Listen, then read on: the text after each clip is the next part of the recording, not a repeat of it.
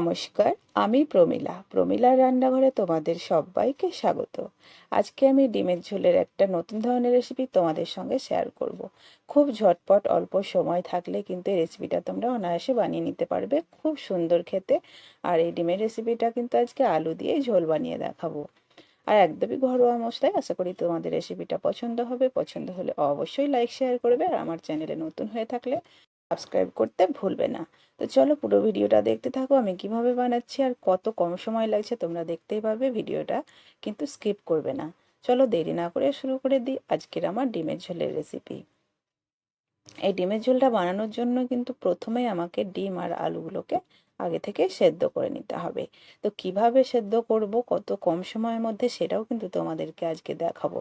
তাই বলছি ভিডিওটা একদমই স্কিপ করবে না, শুরু থেকে শেষ পর্যন্ত কিন্তু দেখার চেষ্টা করবে।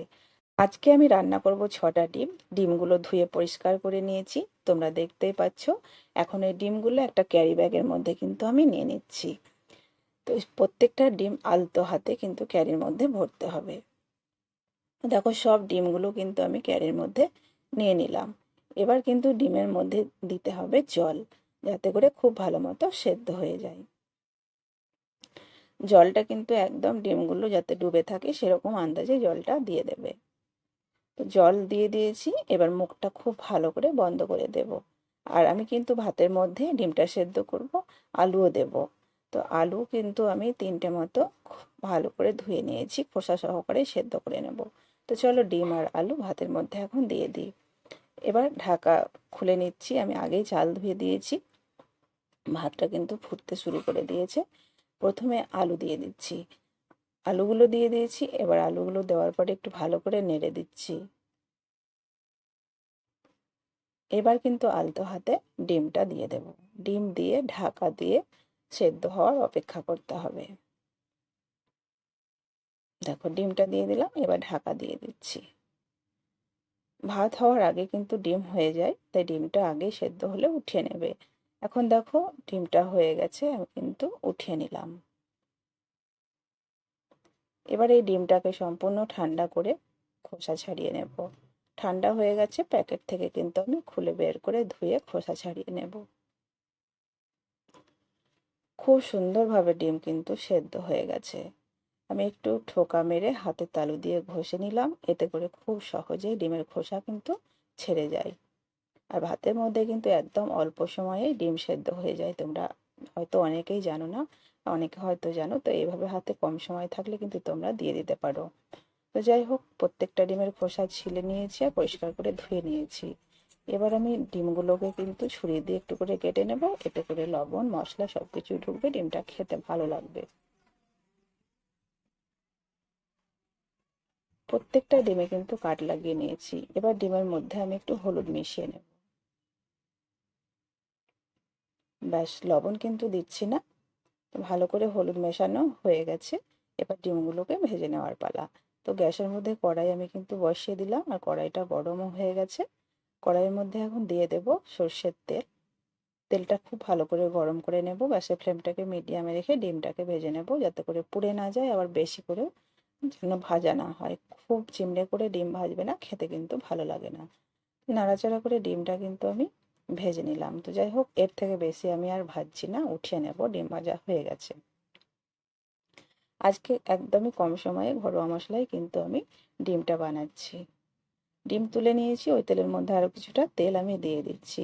তেলের মধ্যে এখন ফোড়ন দিয়ে দিলাম গোটা জিরে 1/2 চামচ, দুটো তেজপাতা, কাঁচা লঙ্কা ফাটিয়ে দিচ্ছি দুটো, আর একটা বড় এলাচ, আর দুটো লবঙ্গ, আর কয়েক টুকরো দারচিনি। ফোড়নটাকে খুব সুন্দর করে ভাজা ভাজা করে নিলাম।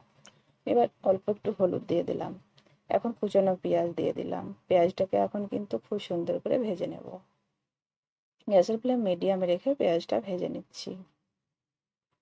পেঁয়াজ ভাজা কিন্তু হয়ে গেছে। এখন কিন্তু এর মধ্যে আমি একটা টমেটো দিয়ে দেব।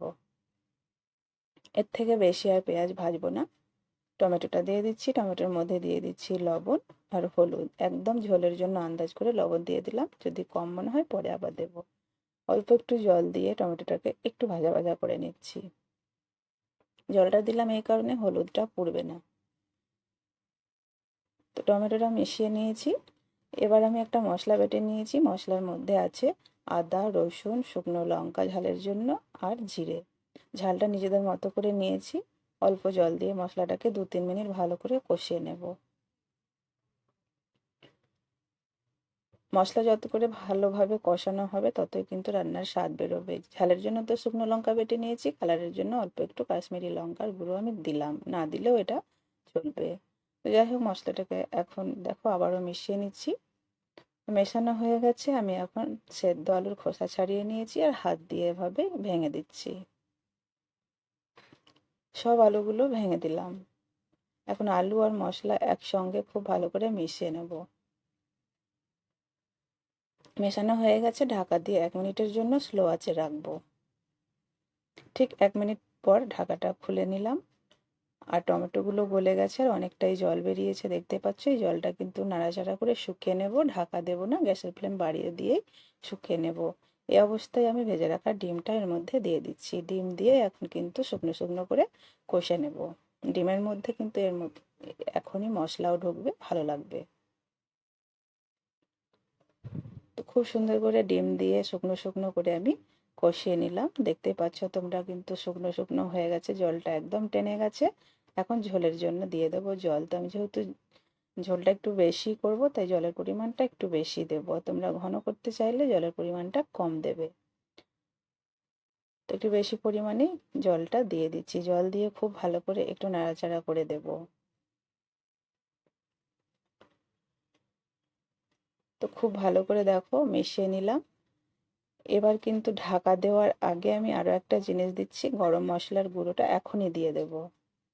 গরম মশলার গুঁড়োটা দেওয়ার পরে আমি স্লো আছে 2 মিনিট ফুটিয়ে কিন্তু গ্যাসটা অফ করে দেব। গরম মশলা দিয়ে দিয়েছি, এবার আমি ঢাকা দিয়ে দিচ্ছি। ঠিক 2 মিনিট ফোটার পরে কিন্তু গ্যাসটা অফ করে দিয়েছিলাম। রান্না একদম রেডি হয়ে গেছে। এখন গরম গরম পরিবেশন করার পালা। আশা করি রেসিপিটা পছন্দ হলে অবশ্যই আবারও বলছি লাইক শেয়ার করবে। চ্যানেলে নতুন থাকলে সাবস্ক্রাইব করবে। আর এই রকম রেসিপিটা কেমন লাগলো আমাকে অবশ্যই কমেন্ট করে জানিয়ে দেবে।